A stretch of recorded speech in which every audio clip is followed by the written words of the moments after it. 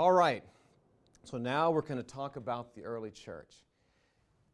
To begin our discussion about the early church, one of the things that I have to talk about is kingdom theology. Now, you've probably heard that a lot around here. You see a whole class dedicated to kingdom theology. You've probably seen it, I'm sure, in Brother Steve Brubaker's class with Anabaptist worldview.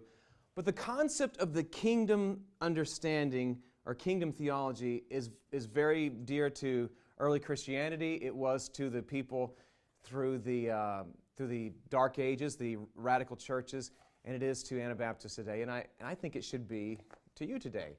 And do you know why I think it's so important? Going back to my paradigm, because it was important to who? To Jesus. There was nothing he talked about more than the kingdom. Nothing. And I guarantee you, if you let these seeds of this concept of a kingdom come out, it will change your entire worldview. Guaranteed. I remember even years ago, David Rousseau wrote a book, The Kingdom Turned the World Upside Down. And I was actually a little perturbed that he was harping on the kingdom thing too much. And I remember reading the book saying, okay, and he's he's like a father figure to me. So I took his challenge in the book and I said, okay, and I reread the New Testament with that theme in my mind. And suddenly I did realize just how important it is to Jesus, which makes it very important to us. The concept of the idea of God wanting to bring about a kingdom that glorifies His name here on earth. He talked about, if you stacked up the passages that Jesus spoke of the kingdom, it's more than he spoke on faith and heaven and hell all combined, Jesus' words on the kingdom.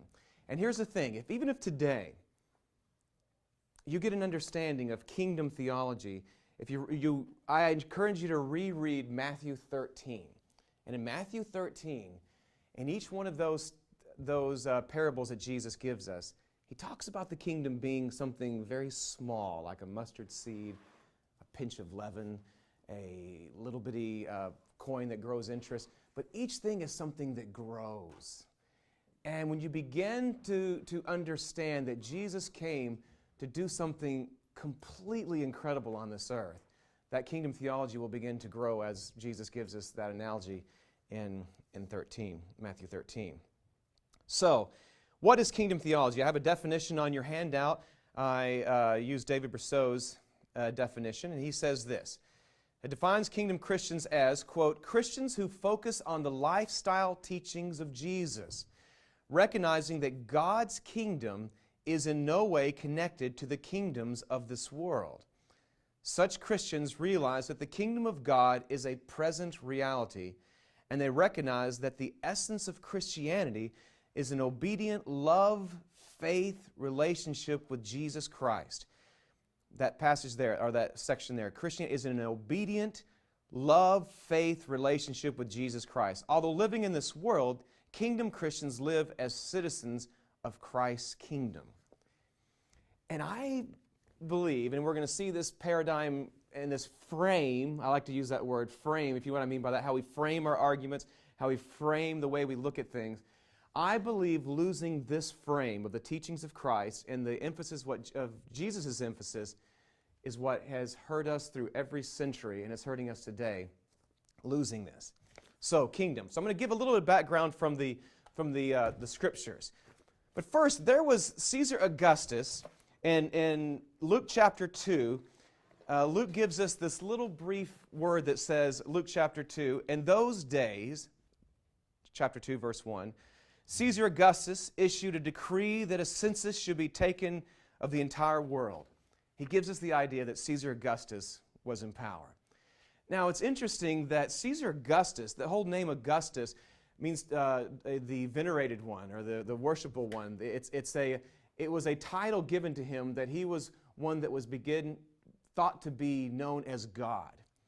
And the language that they used to discuss Caesar, when you hear that language, it makes the words that Jesus gave really come out in a strangely even political way. Political, not like we would think in today political, but political of a kingdom of God, indifferent to the kingdom of this world.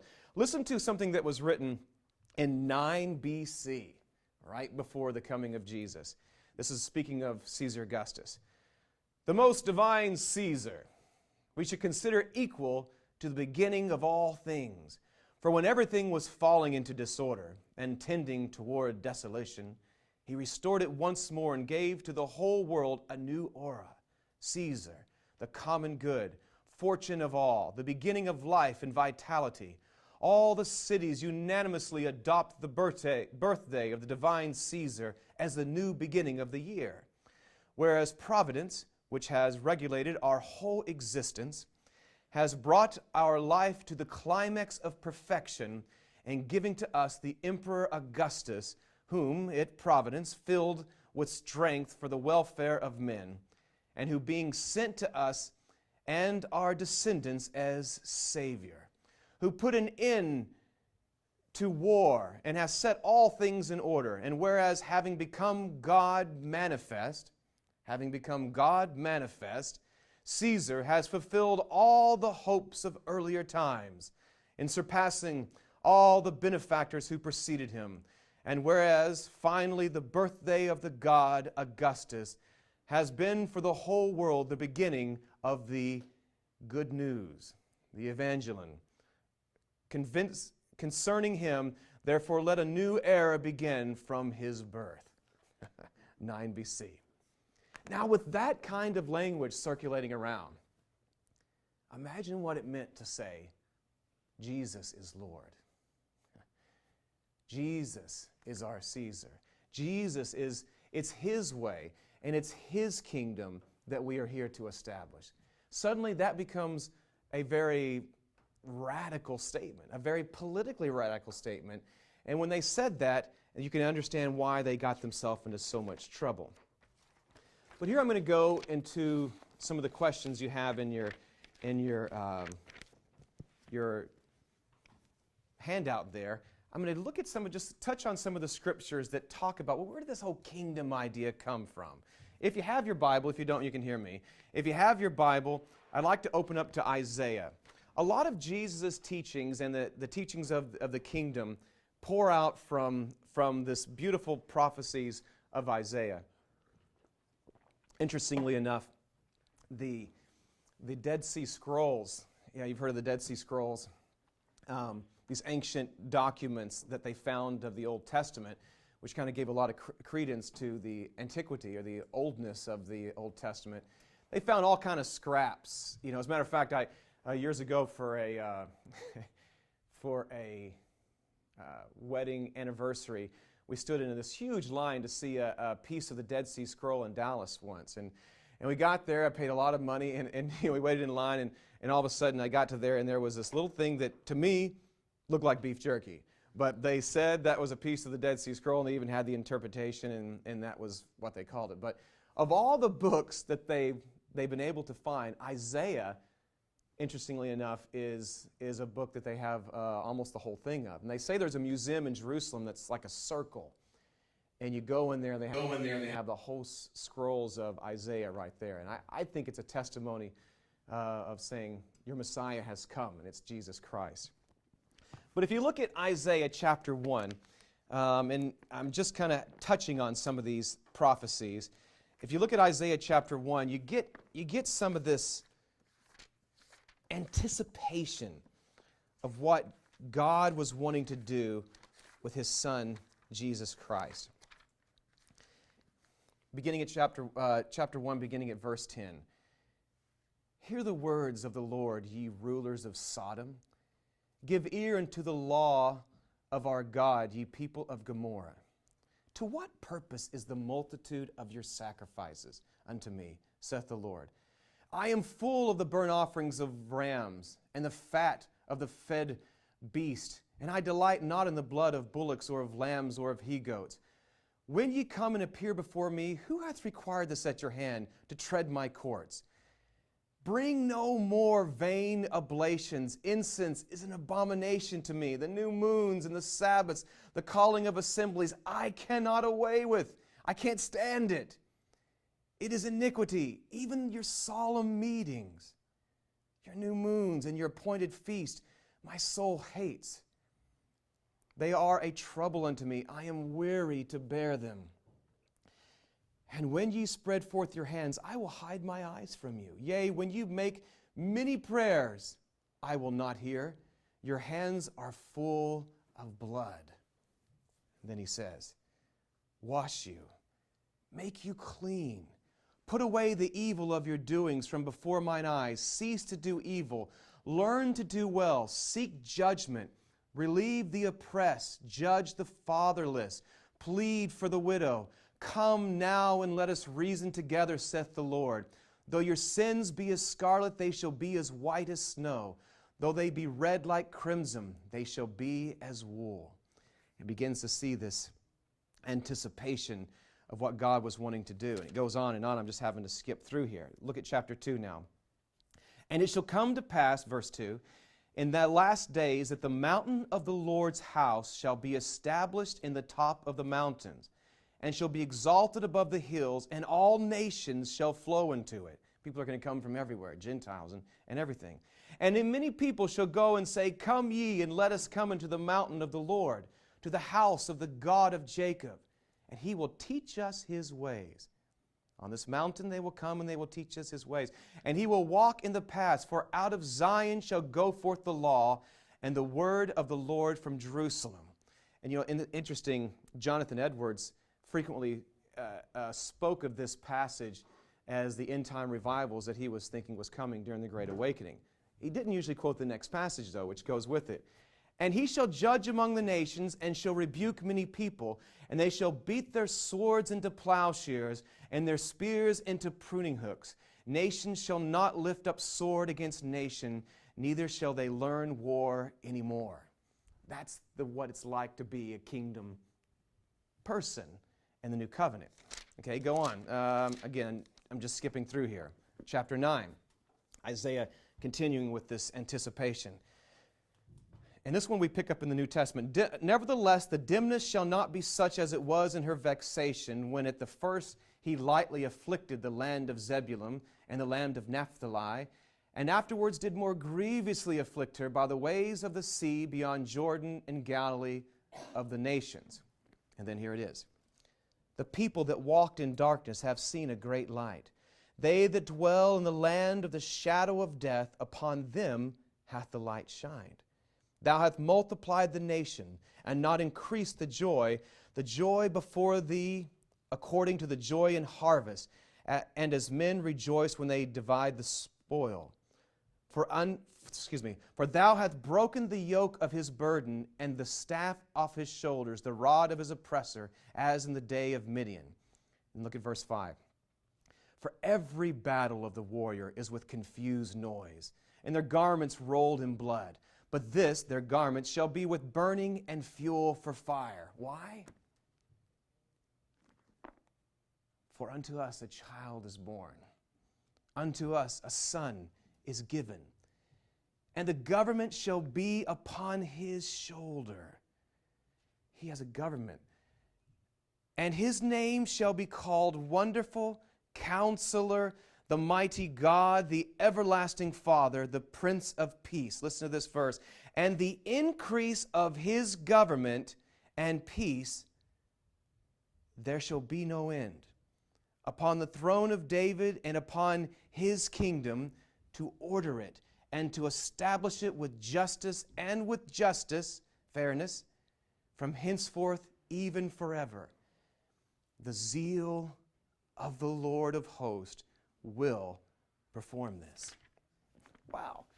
We get into Isaiah 60, and we see the Spirit of 61. The Spirit of the Lord is upon me, because the Lord has anointed me to preach good tidings unto the meek, and hath sent me. And he goes on to the passage that we remember from Jesus. And so this idea of that would come, the early Christians, in the way I read Jesus Christ, it came. It came. And the increase of that government, there was no end. And this paradigm This understanding that God was wanting to do something like this among the people so that He would receive glory is a paradigm that you cannot lose, because I believe it was obviously the most important thing, or the most talked about thing that Jesus spoke of. To lose this concept is to completely change the way you understand the Scriptures from the beginning to the end. Now, you get into Matthew. Well, then did that really get fulfilled? Look at Matthew chapter 4.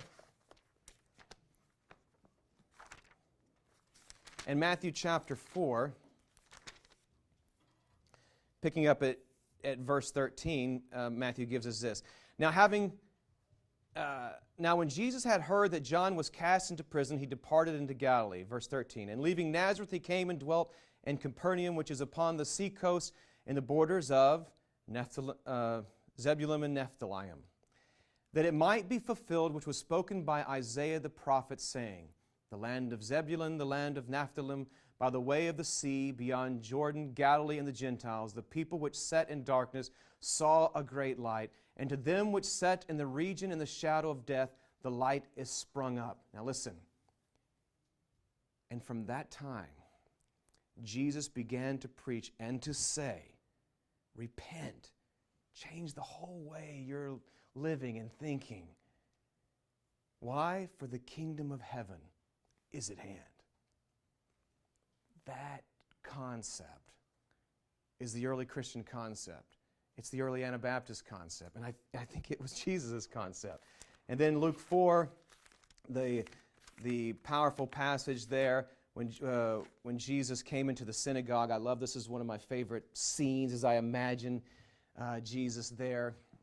And we know he's beginning his ministry and all these things. And in Luke 4, verse 16, he says, and he came to Nazareth where he had been brought up, and as his custom was, he went into the synagogue on the Sabbath day and stood up for to read. And there was delivered unto him the book of the prophet Isaiah. And when he had opened the book, he found the place where it was written. And then the Spirit of the Lord, imagine Jesus reading this. The Spirit of the Lord is upon me, because he hath anointed me to preach the gospel to the poor. He hath sent me to heal the brokenhearted, to preach deliverance to the captives, and to recover the sight to the blind, to set at liberty them that are bruised, to preach the acceptable year of the Lord, the Jubilee. And he closed the book, and he gave it again to the minister and sat down. Imagine the scene now. I love this. And the eyes of all of them that were in the synagogue were fastened on him. And he began to say unto them, this day is this scripture fulfilled in your ears. Wow, what a moment. It's like all of what these prophets were speaking of, this coming, this incredible new kingdom, this setting things back in order like the beginning of creation, this all that God wanted to do, he now wanted to do amongst a people so that he would receive glory. It was like all these Sabbaths and the anticipation had finally been fulfilled. I do this, and if you could bear with my singing, I'll try to give you an analogy that I sometimes use. All right, imagine it like this, all the Old Testament unto the day. It goes like this. I'll have a drink of water.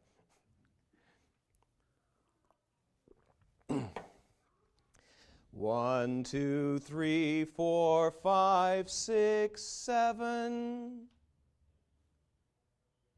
1, 2, 3, 4, 5, 6, 7. Sabbath day after Sabbath day. 1, 2, 3, 4, 5, 6, 7. Into the temple every year.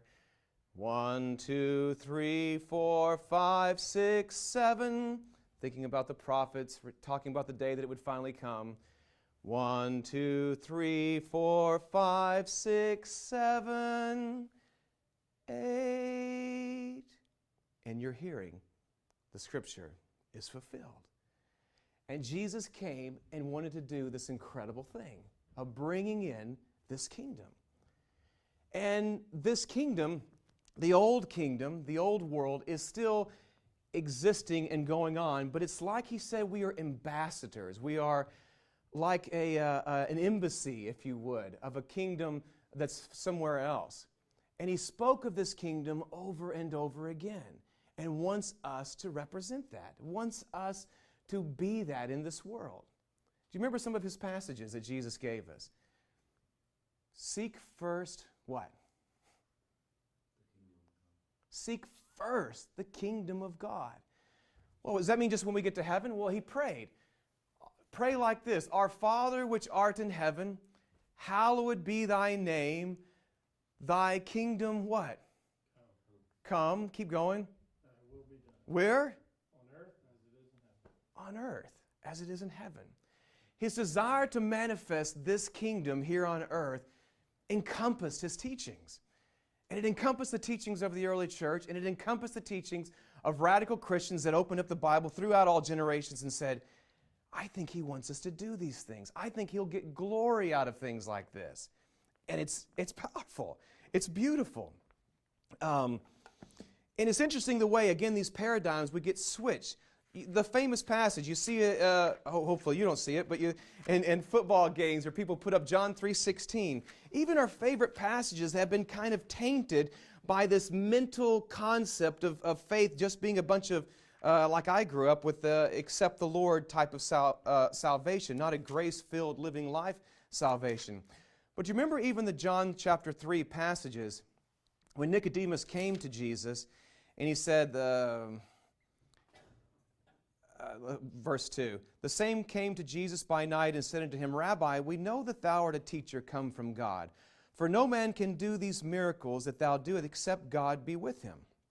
And Jesus answered and said unto him, Verily, verily, I say unto thee, watch now, except a man be born again, he cannot see the kingdom. In other words, you're not going to get it. It means the same word, you're not going to understand it. Unless you are born from above, born of godly seed, not born of man, you're just not going to understand what I'm trying to do here. And then he goes on, he says, and Jesus answered and said unto him, Verily, verily, cannot see the kingdom. Verse 4, Nicodemus said unto him, Well, how can a man be born when he's old? Can he enter again into the mother's womb and be born? And Jesus answered, Verily, verily, I say unto thee, except a man be born of water and of spirit, he cannot enter the kingdom of God. So this is something that comes from God. It's the word there in Greek means to be born again, both means to be born again, and it's also a play on word that means to be born from above, born of God's seed, not of man. And when you allow God to completely change your life, you get it. And then, like reading Matthew 13, you get it. And you're willing, like he goes on in Matthew 13, to say, I'll give everything I have to own this pearl of great price, to give God the glory and to exalt him. And that kingdom kind of theology finds itself out throughout the early church. Let me read you one more passage that I think puts it into nice perspective. It's another prophet, Ezekiel. In Ezekiel, I think it's here, Ezekiel 36, excuse me. It's another prophecy about the kingdom age, about the coming of Christ and him giving us all. It says this. This is a time when they were just, the Jews were, the Israelites, and were just making mockery of the name of God. And listen to the emphasis here of where God puts his salvation. Watch this. Ezekiel chapter 36, verse 21. And watch for a difference from American modern evangelicalism. Verse 20. And when they entered into the heathen, when you went into the heathen areas, wherever you went, they profaned my holy name. When they said to them, These are the people of the Lord, and are gone forth of his land. Oh, these are the Jehovah people, and look at them. These are God's people. And boy, they're terrible. They blaspheme God with their lifestyle. But he says this, verse 21. But I had pity. Watch what he had pity for. But I had pity for my holy name, which the house of Israel hath profaned among the heathen, whither they went. Therefore say unto the house of Israel, Thus saith the Lord God. Watch what he's about to do, and watch why. Don't miss why. I'm going to do this for your, I do not this for your sake. What I'm about to do, I'm not going to do. It's not about you. I do not this for your sakes, O house of Israel, but for my holy name's sake, which you have profaned among the heathen, whither you went. And I will sanctify my great name, which was profaned among the heathen, which you profaned in the midst of them, and the heathen shall know that I am the Lord, saith the Lord God, when I shall be sanctified in your midst. When I shall be sanctified in you before their eyes. For I will take you from among the heathen and gather you out of all countries, and will bring you into my own land. Then I will sprinkle clean water upon you, and you shall be clean. From all your filthiness and from all your idols will I cleanse you. A new heart also will I give you, and a new spirit will I put within you. And I will take away the stony heart out of your flesh, and I will give you a heart of flesh. And I will put my spirit within you, watch this, and cause you to walk in my statutes, and you shall keep my judgments and do them. Why? What was the emphasis? Why did God, I'll ask you, why did God give his salvation there? What was the reason? What was he? It's about his holy name. It was about God. In other words, I hate to break it to you, it's not about you. It's not about you. It's not about me. Our life is about God, and our salvation is about God. You see, God didn't give us the kingdom. It doesn't say in John 3 that God gave us the kingdom so that we can have our personal salvation. It says it just the opposite. He gives us salvation so that we can glorify Him in the kingdom. You see, it can be interpreted differently, and very scarily, results can happen from looking at it the wrong way. It's about God. It's about Him, and it's about His holy name. So this kingdom concept, you can't miss, because it's what makes what makes things tick to the early church. It makes a move in the persecuted area, and it's what made the early Anabaptists the same way. And you know where it comes from? Just picking up the Scriptures and reading it. When you get into these theological wranglings, all the thing, it happens to all of us, it moves the frame away from Christ and what He dreamt of doing and gave us a vision of doing. All right, so let's go into the early Christians now and see how they put this stuff into practice. We're going to be looking at a period called the Ante-Nicene. As this is A-N-T-E, Nicene. Anybody know what this means? Anybody know what that means? It simply means ante is like the ante room of the room here. This means before, okay? And this means Nicaea. So it's everything that was written by the early church that we have before the Council of Nicaea in 325. And so that classification of Christians is called the Ante-Nicene, not anti. It's kind of like everybody messes up Anabaptist. No, it's not anti-Baptist, and I try not to be, but it's Anabaptist. Well, this is the same way. Ante-Nicene just means everything before Nicaea, okay? And it was a milestone from the time of Acts to the time of it came with the coming of Constantine. And we're not going to get into Constantine today, I thought I want to make sure I give you enough of an idea from the early Christians. As we go through the book of Acts, we see the same kind of thing talked about in a very beautiful way. From the very beginning, they say they're meeting together and wanting to anticipate this coming of this kingdom. throughout, Paul says when he's called into trial that he's been here to testify of bringing up the kingdom. And at the very last passage, chapter 28 in the book of Acts, he talks about people visiting him in his rented house, giving people and telling them the things of the kingdom. And so this beautiful concept goes out even in Paul. A lot of times people want to point or try to separate Paul from Jesus. And people say, are you Pauline or are you a Jesus? Well, I'm a Jesus follower, okay? But I believe the whole Word of God is true. Every single Word of God is true. But I do interpret everything through Jesus. It all comes back to Him. The Old Testament, I think, is fulfilled in Jesus. And I read everything that Paul says because he's trying to make us look at Jesus. And so everything brings us to Christ. And I say, okay, what do you have for me? What do you want? And when I realize that I can't get to some of those things, then some of those beautiful passages of Paul saying, Paul, I can't do this. I need grace. I'm a sinner, and I need for you to, these teachings that he gives me of how God, as we read in Ezekiel 36, puts that Spirit within us and causes us to walk out this beautiful life that Jesus wants us to live. We see that through Acts, and we see that through the New Testament and the different struggles they went through the New Testament.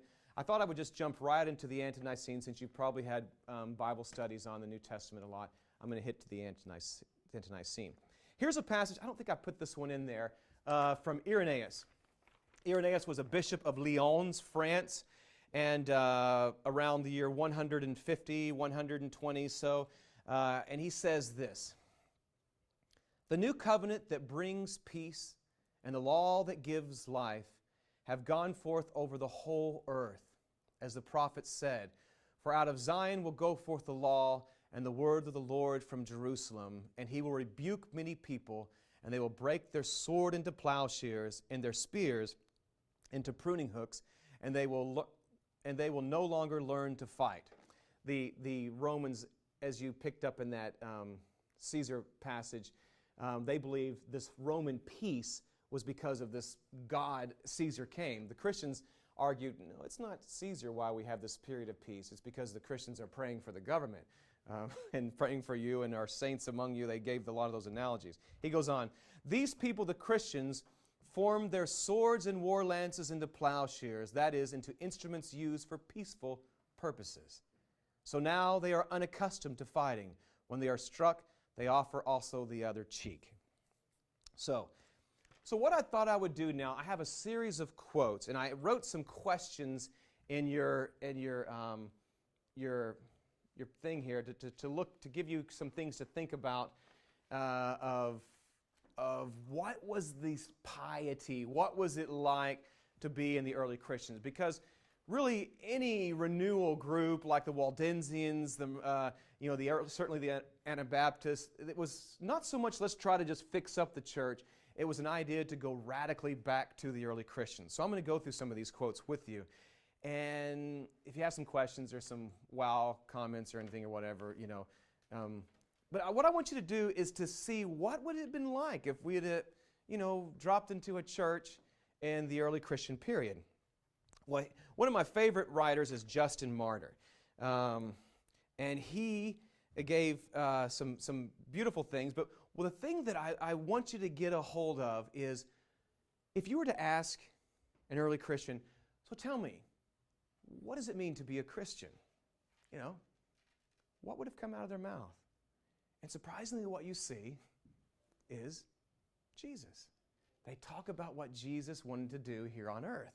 And I gave you this quote, it's on page 167 of Volume 1 of the Ante-Nicenes, and I'm going to skip around and read some of it for you. I gave you the quote in your handout there.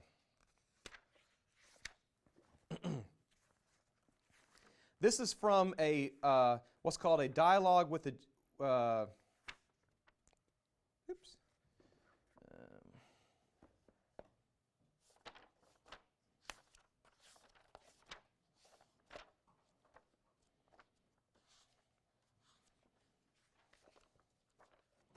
Well, I'll just read from my handout too. I wrote the wrong page number. This is from a 166.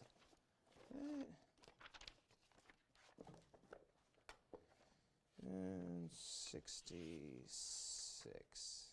Yeah, here we go. Okay. Okay, he's giving, this is an apology, which means he's explaining to an emperor or somebody what it means to be a Christian, okay? And it's impressive, the things that he feels are interesting to note. Where do I pick it up? I'll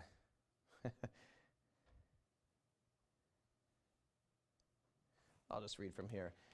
Okay, he goes and he says, "For we forewarn you to be on your guard, lest the demons whom we have been accusing should be deceived you." Let me see where I found here. Okay, yeah. This is under the topic, "The demons misrepresent Christian doctrine."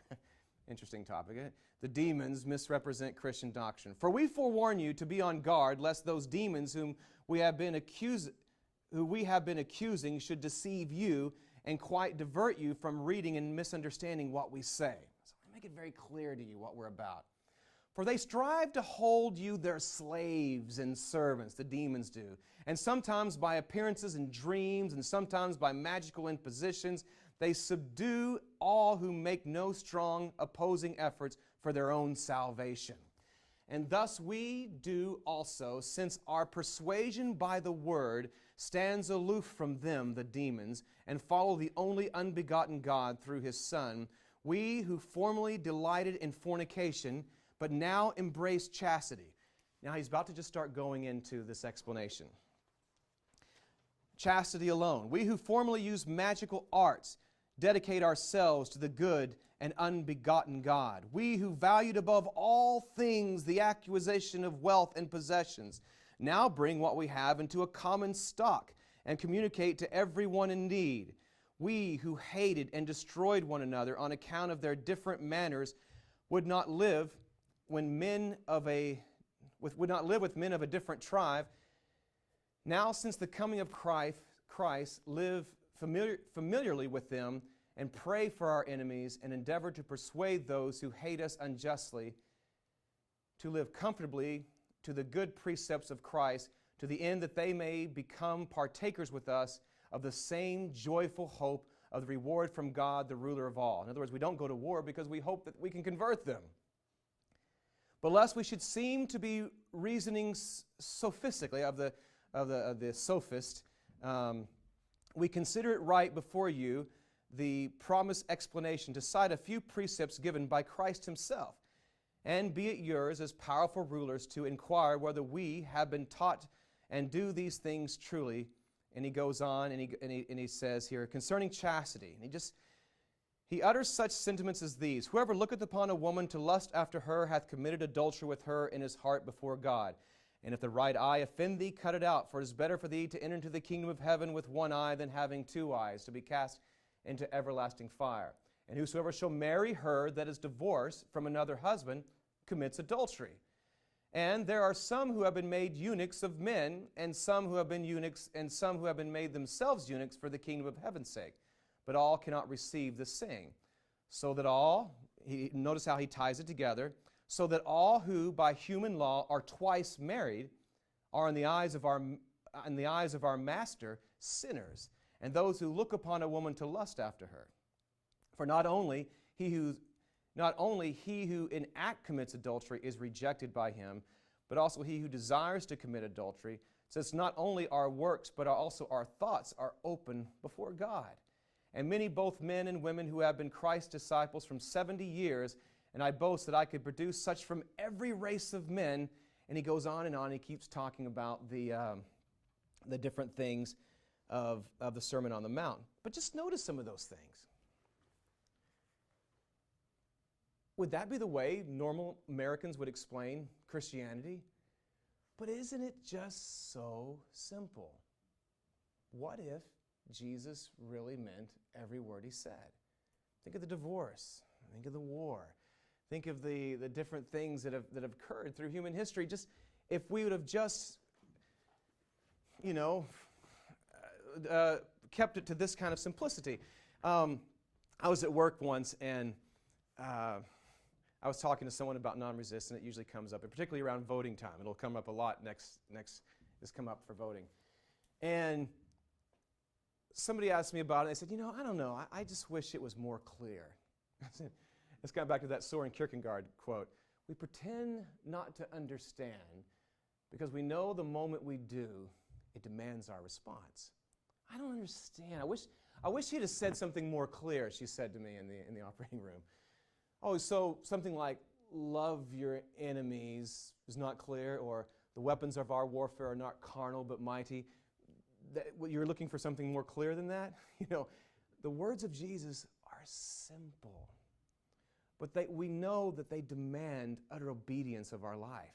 And that's the kind of thing that you see coming out of the simplicity of the early church. Let's look at some of the other things. I tried to get a random sample just to kind of get an idea, not random, but just a little sample, try to get an idea of the different things of the early Christian. Okay. On your paper there I have number 5. How did the early Christians feel about separation from the world? A lot of times people, and I'm disappointed, a lot of times even in Anabaptist people, for some reason you get people talking like separation from the world is an Old Testament thing, and it's astounding. Has anybody ever read 2 Corinthians chapter 6? I mean, it's very clearly given to us from Jesus that he expects us to be separated from the world. And as a matter of fact, there's some beautiful promises based on that. Let me give you 2 Corinthians chapter 6 just briefly here. I guess I should have put the Bible as a textbook. I've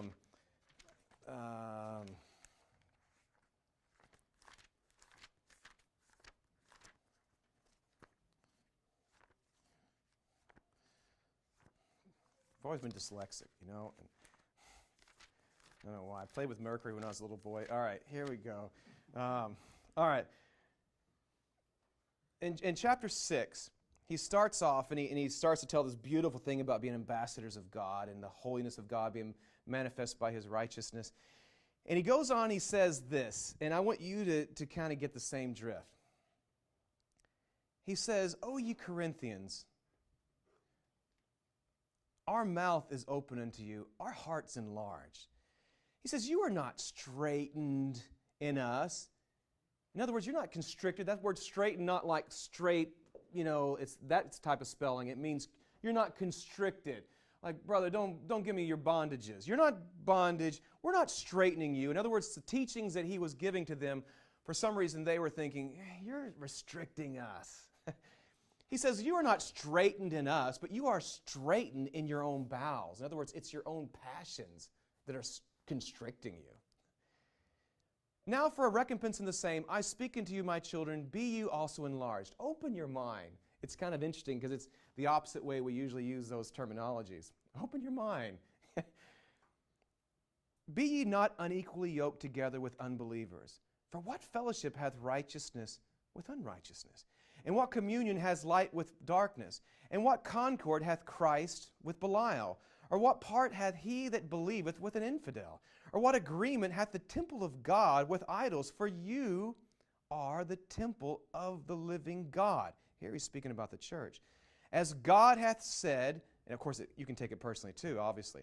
As God hath said, I will dwell in them and walk in them, and I will be their God, and they shall be my people. There's that promise. But now listen to this. Because of that, come out from among them, and be ye separate, saith the Lord, and touch not the unclean thing. But don't miss this. And I will receive you, and will be a father unto you. And you shall be my sons and daughters, saith the Lord Almighty. Now there's no big 7 in the Greek. It goes right on. Having therefore these promises. Well, which promises? That if you separate yourself from the world and draw unto God, He's going to be a father to us. Having therefore these promises, dearly beloved, let us cleanse ourselves from all filthiness of the flesh and spirit. Yes, both. Of the flesh and spirit, perfecting holiness in the fear of God. Separation from the world was part of the early Christian understanding. It's part of the early Anabaptist understanding. It's funny, when we get into the talks with the different Anabaptists, it's funny reading, particularly this guy, you'll get him, and there's some other books that bring this out. They say, well, where did the Anabaptists get this, all this teachings about non-resistance and all this stuff about separation from the world and all this? And maybe it was from the influence of this group. Maybe it was become the monastics here. And all that was probably true, but I wrote in my book, I don't know if it was this one or one of them, how about from the Bible? They were people that just picked up the Bible and said, hey, let's do it. And they trusted God to make it happen. All right, how did the early church shake that out? Well, there's interesting, they talk about, just like from 2 Corinthians 6, the two ways. And I said the answer, the early Christians saw the world black and white. This is one of the criticisms of us Swiss brethren, is, so to speak, is that they speak of the Swiss brethren as they were too, I forgot the exact word they use. I'll give it to you later on when we get to Schleitheim Confession. They were too dichotomous. They were too either black or white. And where'd they get this? Well, the early Christians were the same way. And interesting, the Schleitheim did not have access to the Didache. The first German translation was in 1884. But here's the way the Didache says. I have it written there for you. There are two ways, one of life and one of death, but a great difference between the two ways. The way of life then is this. First, you shall love God who made you.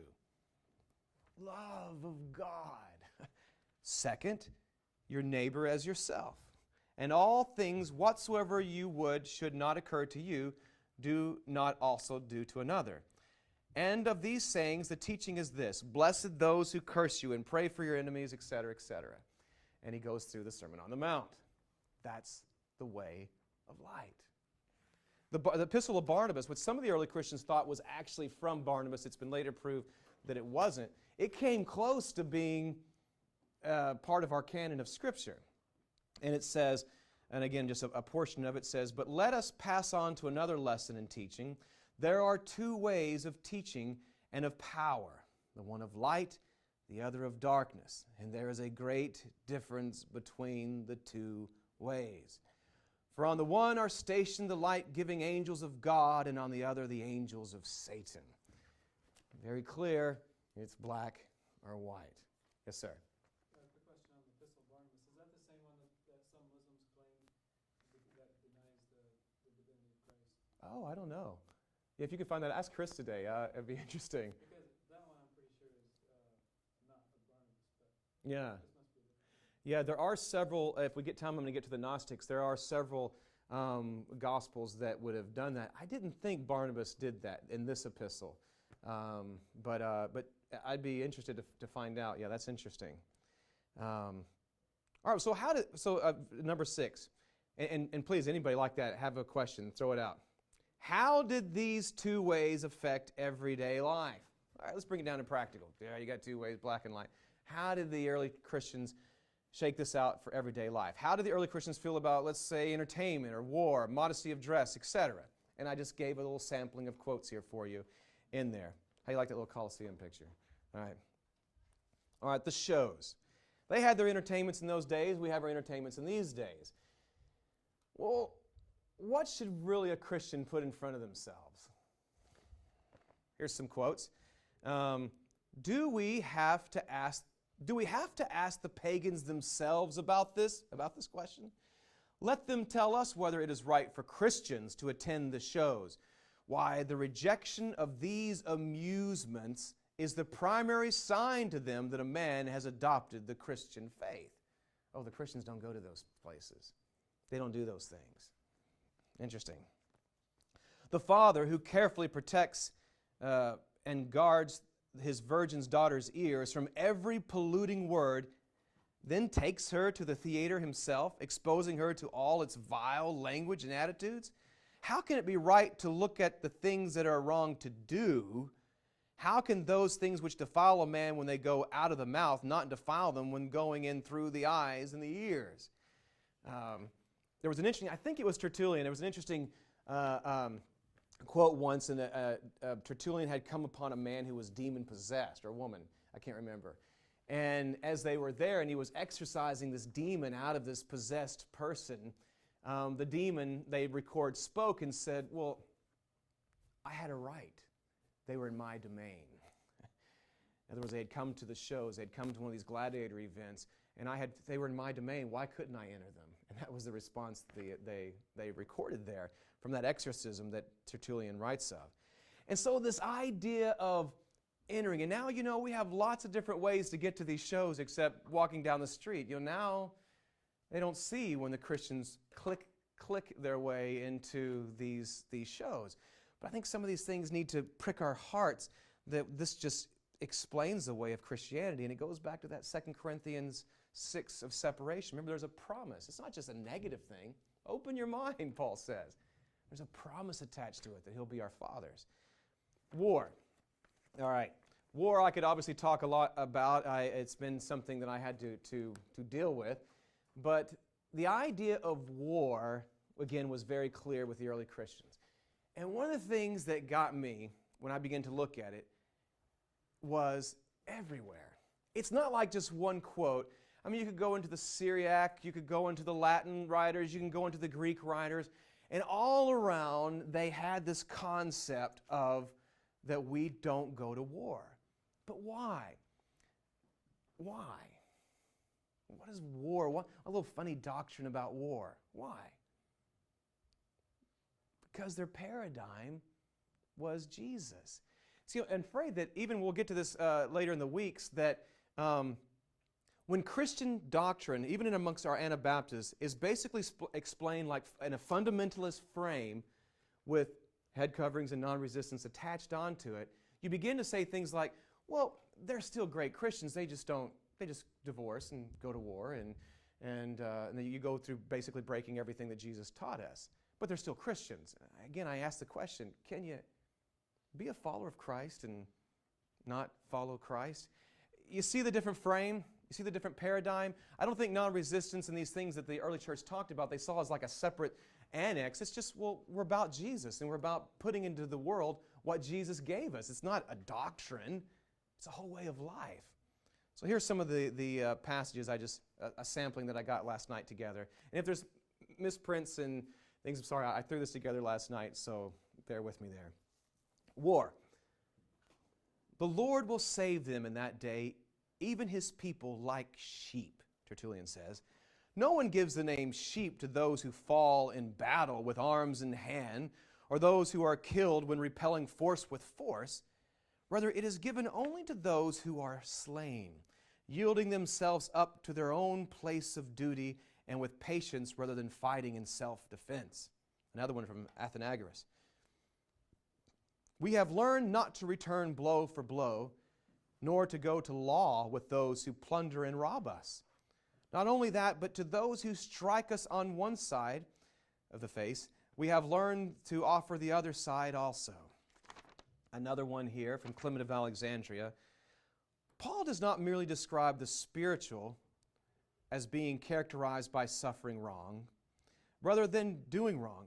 Rather, Paul teaches that a Christian does not keep count of injuries. You don't even count them. For Paul does not allow him even to pray against the man who has done wrong to him. Well, there's a challenge. Somebody's go, try that in the church. Somebody speaks against you and you want to go and start praying the Psalms, Lord, But the example of Christ is in Clemensburg, you're not even allowed to do that. You take the Stephen martyr approach and says, forgive them. They didn't know what they were doing. And that's hard. For he knows that the Lord expressly commands us to pray for our enemies. Tertullian again. Men of old were used to requiring an eye for an eye and a tooth for a tooth, and to repay evil for evil with usury, with interest. But after Christ has supervened and has united the grace of faith with patience, now it is no longer lawful to attack others, even with words, in the church, not to merely say fool without danger of the judgment. Christ says, love your enemies and bless those who curse and pray for your persecutors. He goes on, for what difference is there between the provoker and the provoked? The only difference is that the former was the first to do evil, and the latter did evil afterwards. Now, there's a concept. He said, if you go, somebody, hits you and you hit them back, you think, oh, I'm justified. Well, not in the new covenant. It's just that you've done your evil second. Each one stands condemned in the eyes of the Lord for hurting a man. For God both prohibits and condemns every wickedness. In evil doing, there is no account then taken of the order. The commandment is absolute. Evil is not to be repaid with evil. And Clement of Alexandria again, he who holds the sword must cast it away, and that if one of the faithful becomes a soldier, he must be rejected by the church, for he has scorned God. For even if soldiers came to John and received advice on how to act, and even if a centurion became a believer, the Lord has subsequently disarmed Peter. He disarmed every soldier. He goes through there. So we see that there's a way of that, and a whole way of life there. And the thing about that is, if people sometimes has asked me several times, well, if that happens, what if you can get killed, or what if happens, and perhaps we can get that towards the end here if I have time. But there's a part of the early Christianity, which was part of the early Anabaptists, which were part of the persecuted church through every age. And it's something called the theology of martyrdom. We receive this evil, we put an end to the evil by dying. And we're warriors of God. But we don't war in the way the world wars anymore. We put an end to it by our lives and the cross. The way of the cross does lead to a cross. That's why they call it the way of the cross. All right, let's go on to some different ones here. I want to try to give you I want to park on non-resistance. If I get started there, I could go too far, All right, the next one is modesty of dress. We start thinking about, okay, you hear a lot about in our circles about, modesty of dress and how many church discussions, why should we get so concerned about these things? Well, the early Christians also saw themselves as wanting to represent humility, shamefacedness, and modesty before God. And here's just a few passages that I got here. For these superfluous and diaphanous materials, useless materials, are the proof of a weak mind, covering as they do the shame of the body with a slender veil. For luxurious clothing, which cannot conceal the shape of the body, he's concerned about concealing the shape of the body, is no more a covering. For such clothing, falling close to the body, takes its form more easily and adheres, as it were, to the flesh, receives its shape, and marks out the woman's figure, so that the whole make of the body is visible to spectators, though not seeing the body itself. So here we just see, and again, there's many of these quotes. I just tried to give an example that even this shapeliness, sometimes we even see our plain dresses are not that plain. You know what I mean? And particularly, and I'm going to get to this, I got some great quotes from Menno Simons to the men. I'm disappointed how many in our circles, the men aren't leading in modesty. I think it's embarrassing.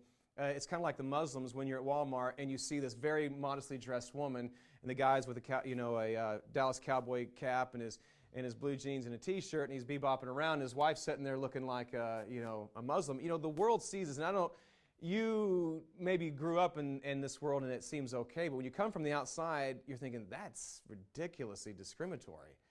I think men should lead out in that and not just let our women be giving what is for modesty. All right, let's get another quote here. Let the woman observe this further. Let her be entirely covered unless she happens to be at home. For that style of dress is grave, sober, and protects from being gazed at. And she will never fall who puts before her eyes modesty and her shawl, nor will she invite others to fall into sin by uncovering her face. For this is the wish of the word, since it is becoming for her to pray veiled. All right, keeping going here. Another one here by Cyprian. You call yourself wealthy and rich, but Paul meets your riches and with his own voice prescribes for you moderating of your dress and ornaments with a just limit. Let women, says he, adorn themselves with shamefacedness and sobriety, not with broidered hair, nor gold, nor pearls, nor costly array, but as becomes women professing chastity with good conversation.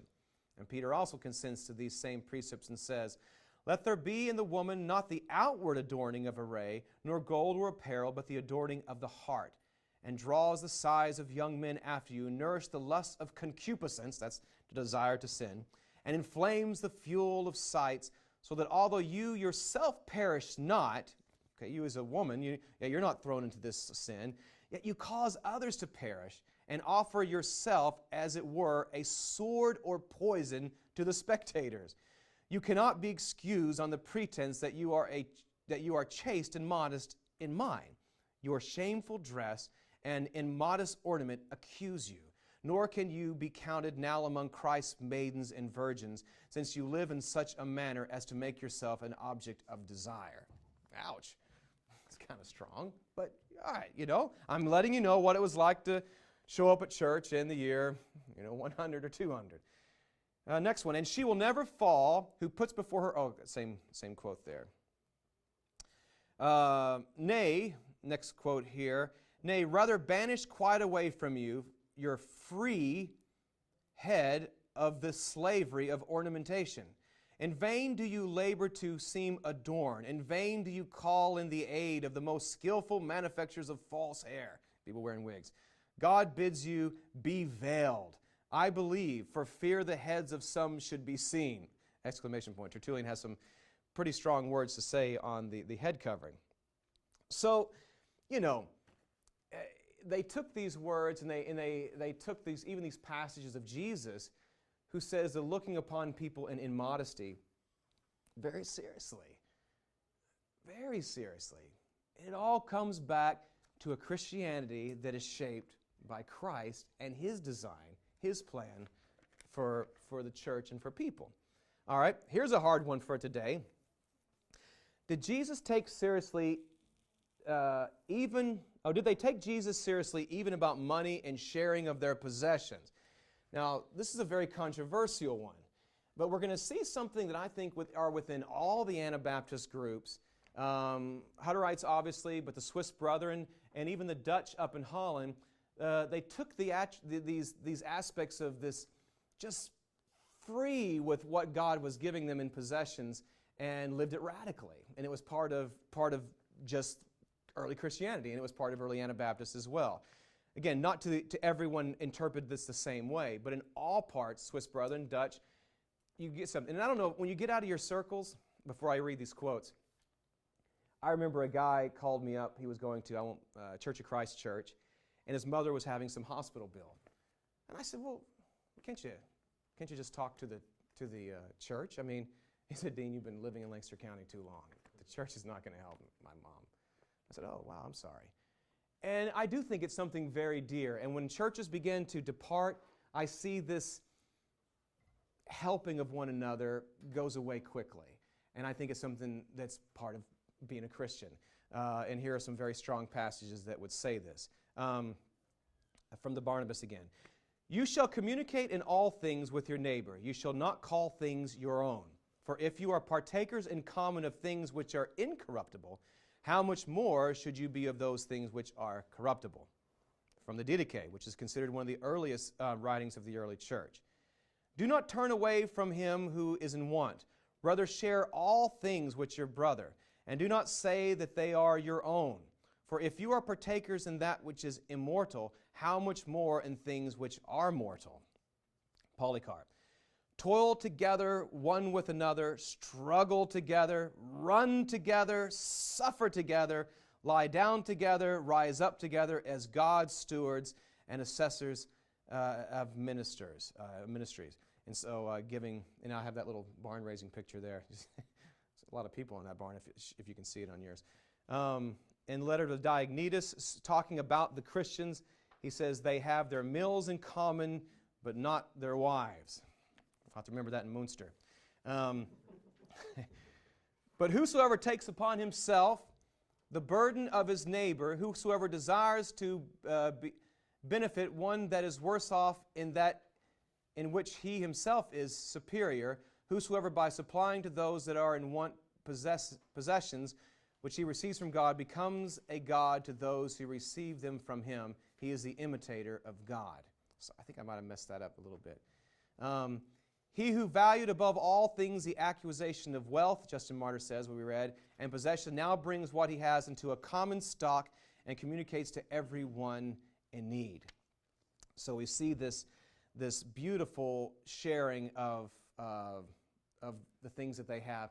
And in this very concept, we're going to see coming out in the persecuted church through the centuries is this concept of a people.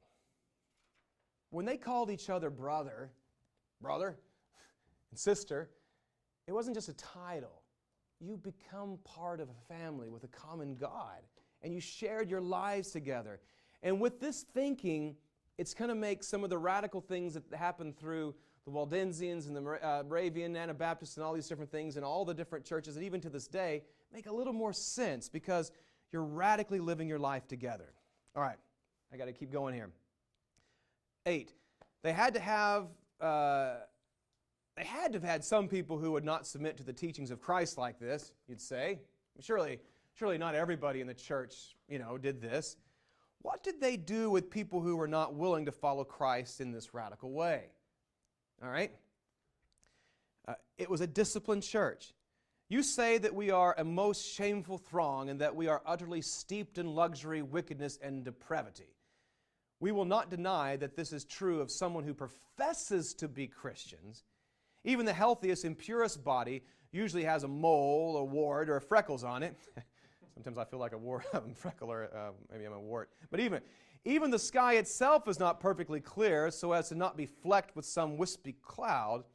However, any person who conducts themselves in a way you have described does not assemble with us. Did you hear that?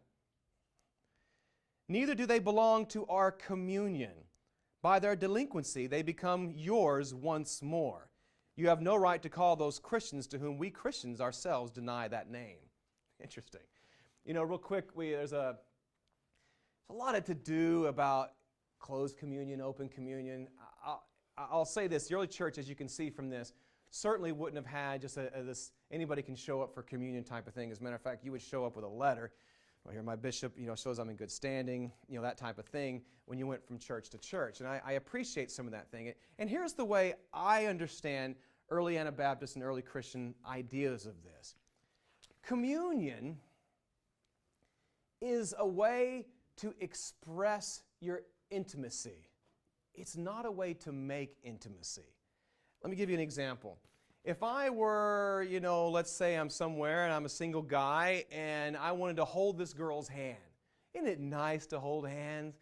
I think it's a nice thing. It makes it very nice to hold hands. So I go and I hold this girl's hand so that I can enjoy this intimacy with this girl. That's not the way to do it. All right? You get in trouble that way. But if I have this beautiful relationship with my wife and I have this understood relationship and I hold my hand, I'm expressing my intimacy with the hand holding. Communion, it's not our job to make intimacy with communion. Oh, let's get together and let's just have communion. Well, yes, it's a nice idea, but the early church and the early Anabaptists saw it more of it's an expression of an intimacy that we already have. It's a way that we share our lives and say, wow, this is great. We have this deep, rich relationship with each other. And part of that comes from a difference between just an accidental fellowship that happens to meet here or there, or to a people of God who are wanting to represent the kingdom to the world. And it's a different mindset there. So put that in your bag and think about it for a little bit there. All right. Number 9, how would this teaching affect the way you see open and closed communion? Okay, that's what I just talked about. And then the theology of martyrdom.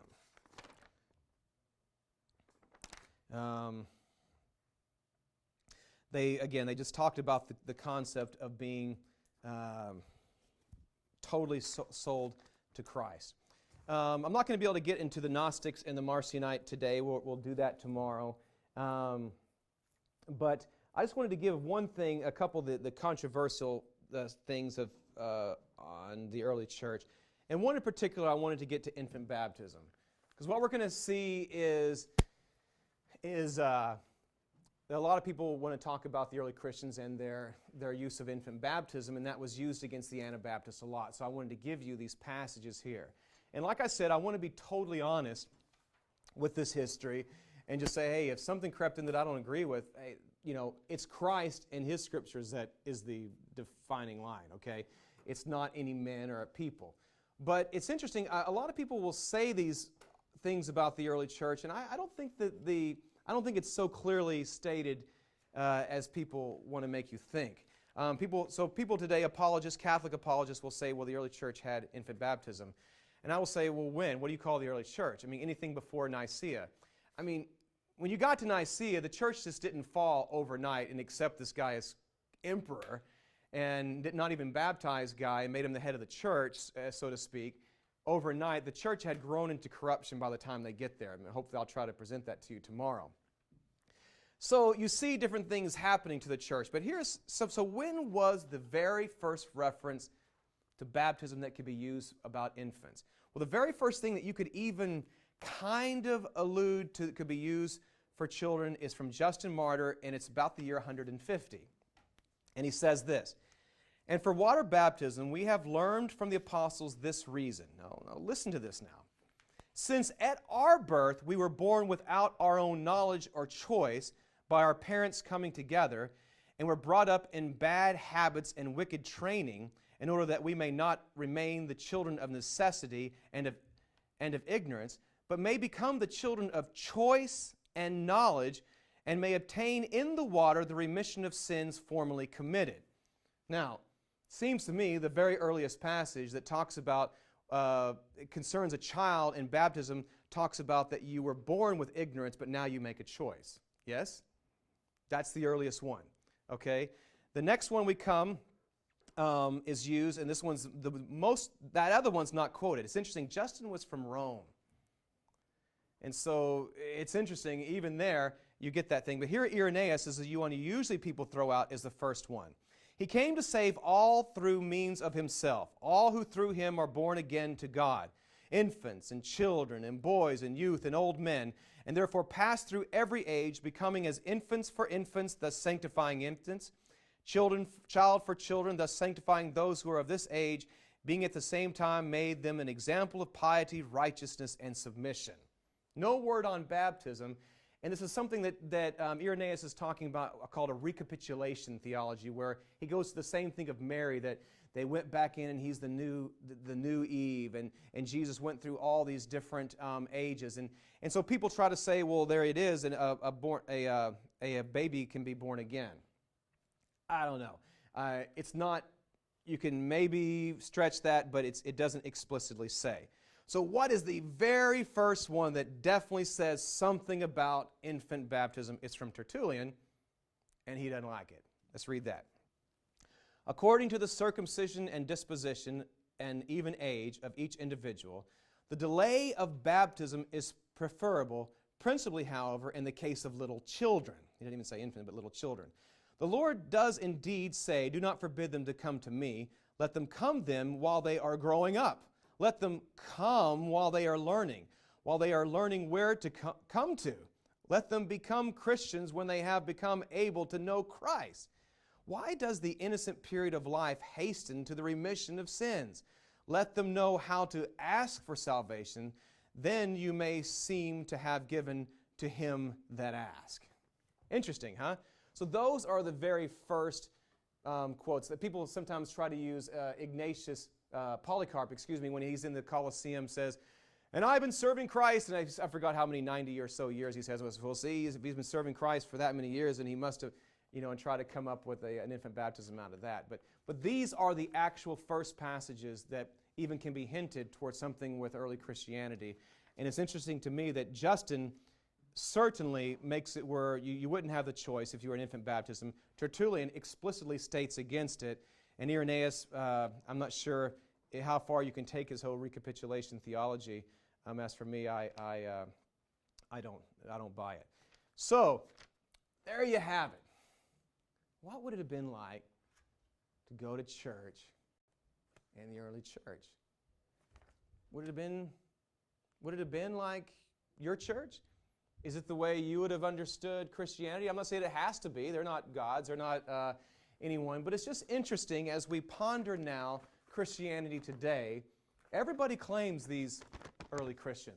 Catholics do, Baptists do, Anabaptists do. Nobody likes to admit, because you know why? These are the guys that gave us our scriptures. And it's a little nervous to say they're all a bunch of heretics since they were the guys who were translating and writing our scriptures for us. So these church life, and what does it come down to? Again, it's this.